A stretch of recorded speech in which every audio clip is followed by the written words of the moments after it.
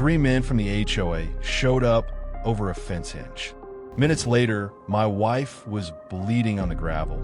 I was standing 20 feet away, frozen. They thought they'd taught us a lesson. What they didn't know was that I'm a retired Navy SEAL, and I never freeze twice. I used to measure mornings by the sound of the windmill and the patience of the coffee pot. Leah measured them by sunlight, how it slid through the kitchen window and landed on the same, not in the butcher block like a spotlight on ordinary grace. That's how our days began. A whistle of kettle steam, the creak of the back porch, and the steady rhythm of a place that forgave you as long as you took care of it. My boots lived by the door. Her garden gloves dried on the peg above them. We didn't lock much. We didn't need to. Out here, a black couple had carved out a quiet corner and taught the land our names. If you look at a ranch long enough, you lure its pulse. The fence wire hums in heat. The horses shift when a storm is still an idea. The gravel keeps score of everything that comes and goes. That morning, it scored nothing. Quiet as a hell breath, sky clean, air honest. I checked the latch on the chicken coop. Didn't need fixing, but hands like mine don't understand idle. Leah wasn't a talker before 8 a.m. She let silence do the introductions, and I liked that about her. The land liked it too. Peace is a thing you can hear. Our trouble with the HOA started the way most nonsense does, with paper wearing the costume of authority. A notice tucked under a wiper blade. A suggestion written like a threat. Perimeter uniformity was their phrase, which is a fancy way to say your fence doesn't match our boredom. I read it, shrugged, stacked it with junk mail. Leah raised one eyebrow, the one she uses when she's filing information under not today. She kissed my cheek, poured her tea, and turned back to the simmering pot like the world could still be persuaded by cinnamon and thyme. We've been around long enough to know how certain rules get enforced louder when the folks at your address look like us. I told myself I left conflict behind when I turned to my trident. You don't retire from what your bones remember, but you can put somewhere quiet. I put it here, in fence posts sunk plumb, in gates that don't sag, in water troughs that fill on time. After the teams, I promised the kind of life you could sleep inside. Leah believed me. The first time I caught her singing to the tomato vines, off-key and fearless, I believed me too. We bought this land to be left alone. Then someone nearby decided alone wasn't a community value. Walt lives across the road like a question no one asked. Camo golf cart, beard that looks like it was grown on a dare. He's the kind of neighbor who shows up with a jar of something that might be jam or engine degreaser and says, "Try on toast first." He means well. He means everything. He's also a weather vane for weird. If Walt gets quiet, something's coming. He waved that morning from his porch with both hands, big, lazy circles that translated to all clear in our informal language. I waved back. The day pretended to be normal. Leah was pruning the rosemary when she said, "They'll push again. Not if we don't move." I answered because I've seen what happens when movement looks like permission. She smiled without joy. You think stillness is invisible. She had a way of dropping truth like a pebble in a well. No splash, just depth. I took the hint and topped off the water for the horses. The gelding nudged my shoulder like he wanted to trade jobs. I told him he couldn't afford my rate. He snorted. Even the animals knew something was working its way toward us, slow as legislation. I keep a toolbox near the back steps. Not locked, not hidden. Old habit from places where the right tool at the right second is the difference between a fix and a report. I changed out a hinge on the north gate, one of those simple tank latches you can manage with gloves on. When metal line's upright, it clicks with a little note you can feel in your teeth. That click, that satisfaction, that's what I wanted for us. A life that shuts firm and opens easy. Somewhere beyond the cottonwoods, a small engine coughed, then went quiet. We got a postcard the week before about a perimeter harmony review. It had a flag on it like patriotism was a brand. I pinned it to the corkboard and covered it with a grocery list. Leah saw me do it and said nothing. Her silence wasn't agreement. It was a promise to remember when remembering mattered. She wiped her hands on her apron, blue, frayed at the edge, and leaned against the counter. If they try the gate again, I'm speaking, not smiling. I told her I'd be there. She looked at me for a long second, like she was deciding whether promises were currency or just pretty paper. By mid-morning, the sun found its higher gear. Heat stitched itself into the day. I took the long walk along the west fence, counting posts out of muscle memory, correcting the ones the wind persuades each season. The soundscape shifted, cicadas testing microphones, a hawk drawing cursive in the blue. If danger has a smell, it hides under creosote and cut grass. My radio on the barn shelf chirped once. A phantom beep from a battery that doesn't hold a full charge anymore. I made a note to replace it. Made another to pretend replacing it wasn't symbolic. Back at the house, Leah had set out 2 glasses, sweating on the table, like a ceasefire between morning and noon. She asked if the hinge felt true. I said it did. She nodded like something had clicked inside her, too. It wasn't happiness, it was resolve. We ate in that easy silence couples earn the hard way. When we finished, she tied her hair back. The same motion every time. Hands sure, jaw relaxed. Eyes not looking for trouble because they expected to arrive uninvited. I stacked the plates, turned toward the door, and the floorboards under my heel answered with that old, friendly groan. I don't believe in omens, but I believe in patterns. The land was too quiet that day, the kind of quiet that feels like a crowd holding its breath. Somewhere, a decision was getting made without us.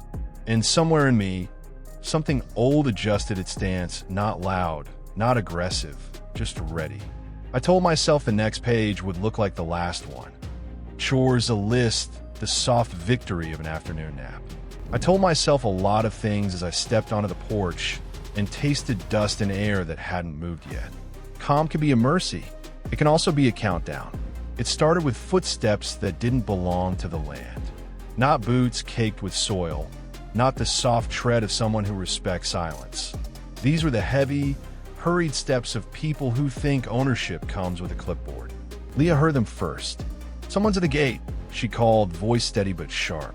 2 white men stood beyond the cedar posts. Matching tactical polos, mirrored shades, identical smugness. They looked like they practiced intimidation in a bathroom mirror before showing up. One held a clipboard like a weapon. The other carried himself like he'd been waiting all week to throw a punch. "Morning," Leah said, flat as a command. "Can I help you?" "Routine perimeter inspection," the short one answered, tapping the fake badge on his chest. "Fence hinge has been modified. Not up to HOA code." "For a hinge," she said. "You're trespassing. Authority of the board," he replied, shifting his stance. From the porch, I watched the wind nudge the trees behind them. Everything else froze. Leah didn't back up, didn't flinch. Her boots anchored in gravel like roots. "You can read the code from there," she said. "You step through this gate, you break the law." That should have been the end of it. But men like him don't hear no, they hear a challenge. He stepped forward. "Last warning," Leah said, and then his fist moved faster than thought. The sound cracked the air. Leah's head snapped sideways, her body twisting, gravel catching her before I could. For a heartbeat, time lost meaning. The mug dropped from my hand. Coffee hit the boards. I ran too late, too slow. She was on the ground, breath gone, eyes wide but dry. The man stood over her, saying something about resisting compliance. "Appropriate force," he muttered. I didn't hear the rest. The world had narrowed to the ring of blood in her teeth, and the tremor in my ribs that wasn't fear.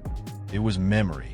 In that instant, every lesson from every battlefield vanished. 8 years old again, kitchen tiles cold under my feet, my mother flinching from a hand I couldn't stop. The body learns silence before it learns defense.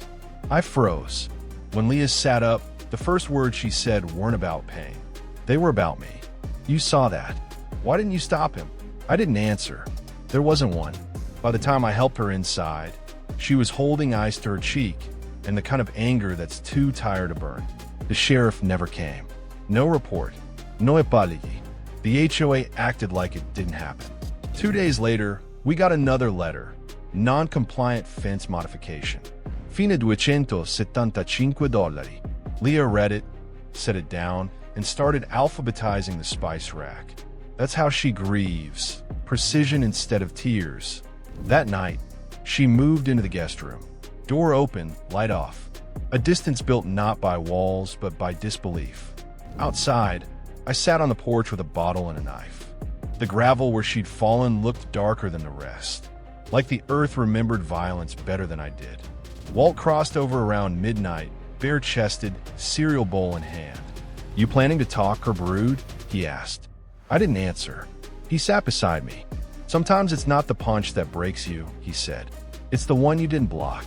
He left. The words stayed. 3 mornings later, Walt banged on my door with a hard drive and a grin. "Got eyes on your problem," he said. "Drone footage. You'll want to see this." We went down to his bunker, half militia, half mad scientist den. Shells of canned goods, labeled happy beans, and crisis corn. He booted his laptop. The screen flickered, grainy video. Leah at the gate, the 2 men flanking her. Then a voice, buried under static. "Use the wife." He'll snap. He always does. "Pause it," I said. He zoomed in. The speaker's face hit the light. I knew him. Ray Dobbs, I whispered. My past, wearing an HOA patch. Black like me. And carrying our old history like a fuse. We'd served together in Afghanistan. He'd ended careers, mine nearly included, when his triggered discipline failed. A woman, a child, a report I filed that ended his. He never forgave me. Out here, he found a system happy to let him flex. Some folks love a grudge more than a plan. "This isn't about fences," I said. "It's about me." Walt leaned back, chewing on a pen. "Then they're counting on you to lose control." He wasn't wrong, but they forgot who taught me control. I stopped sleeping, started planning. Blueprints spread across the barn table. Soil maps, fence schematics, choke points. Every 20 feet, a bell chime rigged to wire. Every 50, a hidden camera built from Walt's spare drones. "This looks paranoid," he said. "It's preparation." We laid sensors, reinforced the barn, set counterweights. He called it ranch engineering with a bad attitude. At sundown, I lowered the old flag and raised a black strip of cloth. No emblem, no nation. Just warning. Leah saw it from the porch. "You planning to fight a war?" she asked. "No," I said. "To end one." She didn't argue. Just turned away, slow. The distance between us had shaped now, a silence that echoed. The wind stopped breathing at dusk. I was checking the chicken coop latch when I saw the first shadow move. Fresh boot prints. Been white. Then pain, jaw, ribs, gravel. 2 men again. Ray among them. Moving with that mean calm I remembered. "Evening, soldier," he said, calm as memory. We fought. Fussed. Dirty. The kind of fight that doesn't make noise because it doesn't need to. He swung. I countered. Stale mit skin. Dust met blood. The second guy tackled me. Duct-taped brass, knuckles glinting in the dark.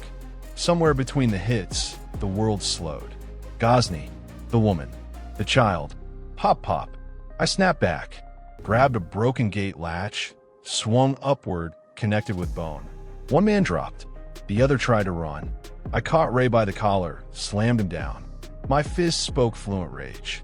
Then I saw Leah, barefoot, frozen by the barn light. "That's not the man who didn't stop them," she said softly, and walked away.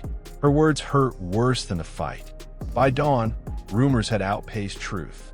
Edited footage flooded the neighborhood page. Me, blood-soaked, boot on Ray's chest. No context. No assault on Leah. Rancher Rambo, one headline said. A lawsuit followed. $75,000 civil damages. Hostile intent toward volunteers. "They're not fighting you," Walt said. "They're filming you." He was right. A black man with clenched fists makes easier headlines than a black woman with a split lip. I wasn't the soldier anymore. I was the villain. Leah watched the clips on repeat, expression unreadable. "You set that trap," she said. "I protected us." "Did you?" she whispered. "Or did you bait them?" Then, "You scare me more than they do."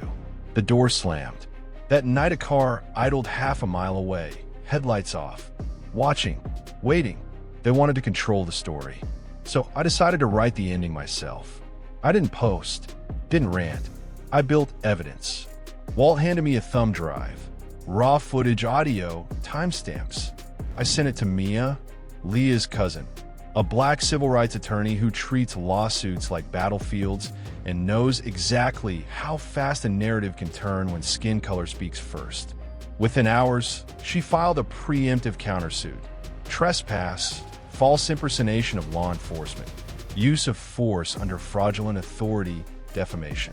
We attached drone video, hospital records, and a leak from inside the HOA, someone who hated Karen's control more than we did.